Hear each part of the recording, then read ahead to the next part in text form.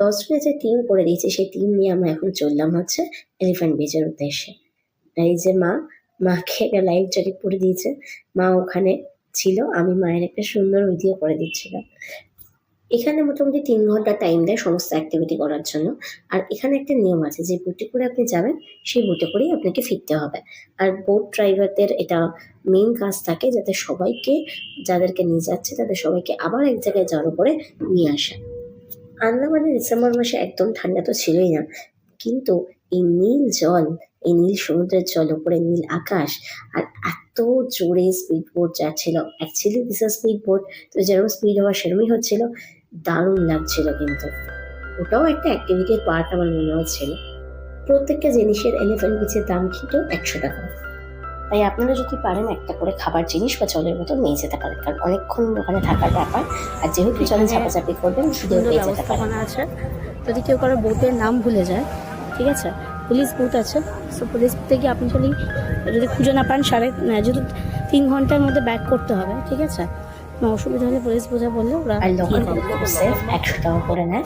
তো আপনি লকারে আপনার প্রয়োজনীয় জিনিসপত্র রেখে দারুণভাবে এনজয় করতে পারেন। করতে সব করবো না, আস্তে আস্তে। আমি আর মা প্যারাসেলিং করতে যাচ্ছি। ভয় পাচ্ছ? ভয় পাওয়ার কিচ্ছু নেই, অল ওকে।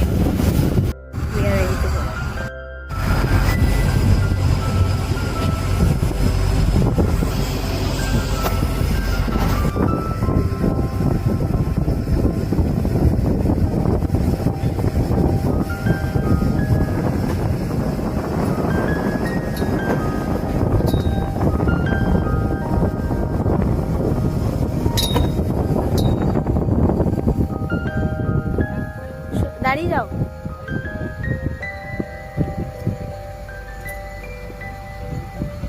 চলে আসো,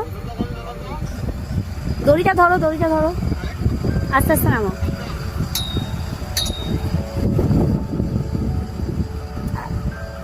থ্যাংক ইউ।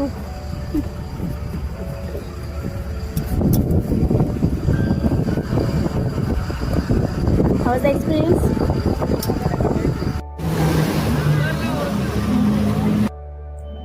আমিও করেছিলাম প্যারাসেলিং, কিন্তু ব্যাপারটা হয়ে গেছে যে এত দূর থেকে ভিডিওটা ক্যাপচার করা হয়েছে, আমাকে চিনতেই পারবেন না। উপরে কি আপনারা কেউ বুঝতে পারবেন না, তাই আমিও অ্যাটাচ করিনি। তারপরে মায়ের ছিল জেটস্কি, তো আমরা নেমেই চলে এলাম জেটস্কি করতে। তো জেটস্কিটা বেশ ইন্টারেস্টিং লেগেছে মায়ের মুখ থেকেই শুনে নেওয়া যায় মায়ের এক্সপিরিয়েন্সটা কেমন ছিল। মা যতক্ষণ